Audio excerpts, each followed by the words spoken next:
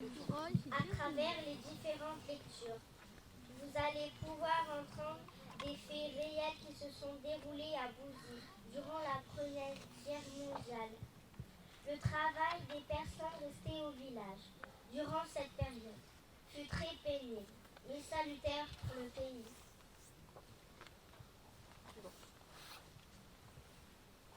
1914 à Bouzy. Le 1er août 1914, la mobilisation générale est décrétée.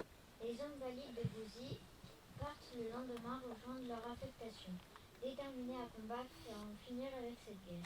Ils laissent au village femmes, enfants et vieillards qui seront chargés de subvenir aux besoins des familles. Lettre d'un soldat à sa femme, novembre 1914. Ma chère petite femme, j'ai bien reçu ton dernier courrier qui m'a rassuré sur ta santé. Surtout, prends bien soin de toi et de notre futur bébé. Je comprends votre frayeur quand les soldats ont envahi Bouzy le 29 août au soir. Heureusement qu'il ne faisait pas froid, car il n'est pas facile de quitter sa maison pour dormir dans les pâtures. Cela va être difficile pour vous si vous commencez à manquer de tout. Pour le bois, heureusement que ce printemps, j'en avais préparé un bon tas. Tu pourras au moins te chauffer. J'imagine combien la vie doit être dure sans hommes pour vous aider. J'espère que tu pourras avoir du soutien jusqu'à ton accouchement. Mon oncle Georges doit être bien désolé si les Allemands interdisent les pigeons voyageurs. Lui, le vrai colonneux. Quant à nous, la vie s'organise dans les tranchées. On creuse, on partage les colis arrivés.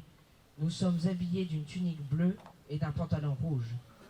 On ne passe pas inaperçu. Le manque d'hygiène se fait sentir. Ce qui nous gêne le plus, ce sont les poux. On n'arrive pas à s'en débarrasser car il est difficile de se débarbouiller. Mais rassure-toi, nous n'en avons pas pour longtemps. Et j'espère être bientôt près de vous. Porte-toi bien, ton mari qui t'embrasse. Charles. 1915 à Bouzy. Les familles se retrouvent sans hommes et les femmes deviennent ouvrières, chefs de foyer, infirmières, marraines de guerre. Si elles ne combattent pas, elles participent pleinement à l'effort de guerre en suppléant la population masculine mobilisée au front. Le rôle des femmes est alors essentiel dans les campagnes afin d'assurer la production agricole nécessaire à l'alimentation de chacun. Lettre de Blanche à Charles, juillet 1915. Mon cher Charles, j'ai eu un immense plaisir à recevoir ton dernier courrier et savoir que tu allais bien, malgré toutes les souffrances que tu as endurées cet hiver. J'espère que tu as bien reçu notre écho. Au village, nous vivons selon les ordres des Allemands, avec de plus en plus de restrictions. La famille et les voisins s'organisent pour que je ne manque de rien. La petite Georgette est bien nourrie. Les rations de pain ont augmenté. On a 250 grammes par jour au lieu de 150 grammes. Mais il n'est pas bon du tout. J'ai repris mon travail à l'usine Cédou et c'est ta mère qui garde la petite. Cela l'aide à supporter l'annonce de la mort de ton frère Auguste. Le dimanche, Jette, grand-père Zéphirin, a chargé son troupeau de bois. Il a dû atteler une vache. Notre brave cheval Bijou a été réquisitionné par les Allemands. Nos poules sont baguées et le village doit fournir 1200 œufs par semaine à la commandanture de Landrecy. Et en plus, payer 5200 francs tous les mois. On doit saluer les officiers allemands dans la rue et il faut toujours pouvoir présenter sa carte d'identité et son laissez-passer. Plusieurs femmes de Bouzy ont été emprisonnées à Landrecy, faute de pouvoir montrer ces documents. On ne peut plus être dehors le soir. La vie devient difficile. Les femmes du village sont fatiguées, il y a tant à faire. Reviens-nous vite. Nous t'embrassons, ta petite femme, Blanche et Georgette. 1915, un nouvel uniforme est adopté, l'uniforme dit bleu horizon. Mais il n'est pas généralisé avant l'automne 1916. La capote retrouve un boutonnage croisé qui protège davantage les soldats et les bandes moltières, 2,60 mètres de long, remplacent les guêtres en cuir. Elle est munie de poches renforcées pour stocker des munitions ou de petits objets. Pour protéger la tête des poilus, on équipe les soldats d'un casque en acier, le casque Adrien, du nom de son inventeur. Lecture d'une lettre reçue de Blanche à Charles, fin 1916. Tu nous manques énormément.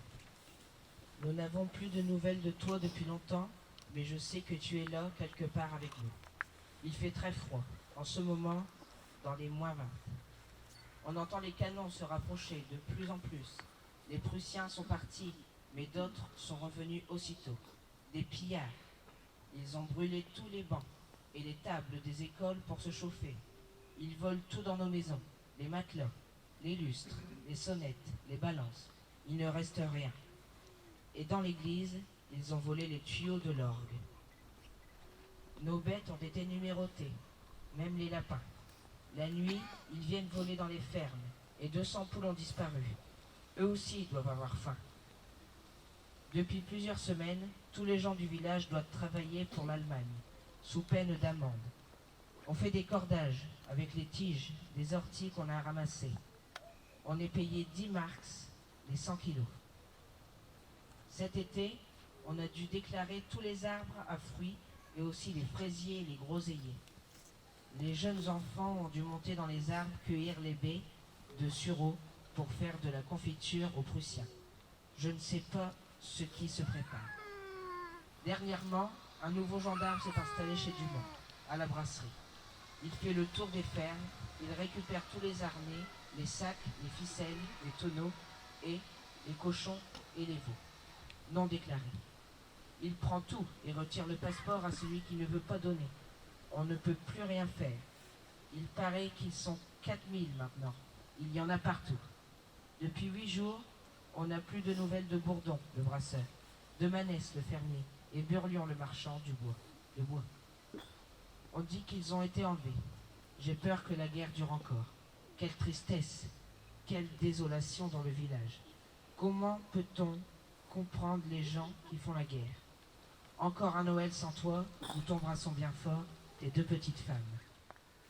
1918 fut la continuité des années de guerre précédentes. Les voleurs sont de plus en plus nombreux. Le village coquet d'avant-guerre, détenu par l'ennemi depuis, est envahi de crasse et d'ordures précieuses. En octobre 1918, l'anxiété grandit. Le 12 octobre, l'ordre de fuir est donné. Bouzy sera le dernier village évacué. Les combats continueront néanmoins.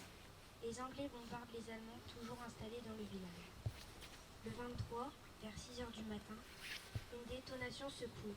Les maisons brûlent les vitres et les fenêtres. Minée par les Allemands en fuite, l'église vient de sauter. Dans la matinée, les Anglais prennent possession de la rue derrière les 12. Les Allemands continuent cependant depuis Landrecy de bombarder Bouzy. La fin de la guerre sera proclamée le 11 novembre 1918. Sur les 197 hommes du village partis au front, seuls 117 poilus reviendront.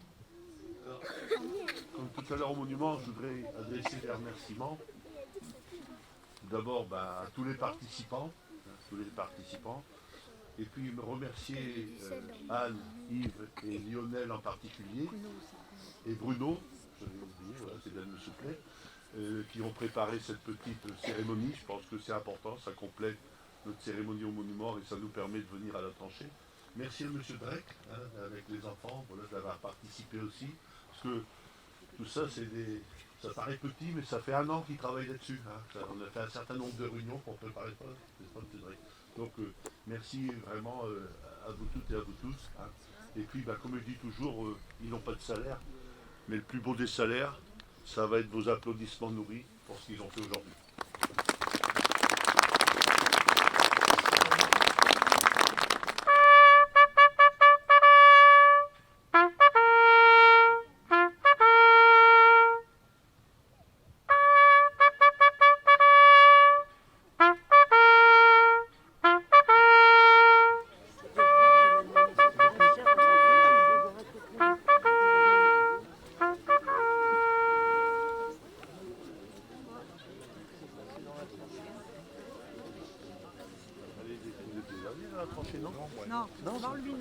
Viens, Quentin.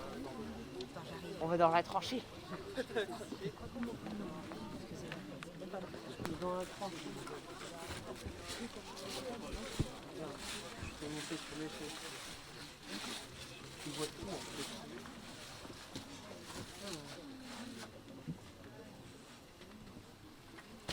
C'est beau. Une échelle qualitative. En plus, ça donne avec de la boue et tout là.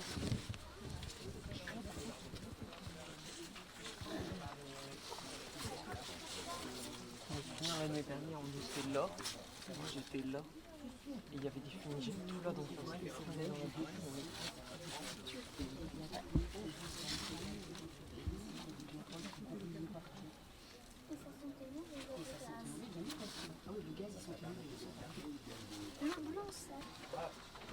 Alors t'as repris ton costume, voilà. T'as pas la petite truc qui s'est fait maman, il y a un petit Elle y est pas. c'est derrière et puis elle y est. Ah ouais, ça te manque. Ça te manque. Qu'elle soit pour se réchauffer, voilà, pour réchauffer le café et tout ça. Parce que tu veux un peu du vrai café. Ça peut venir chaud.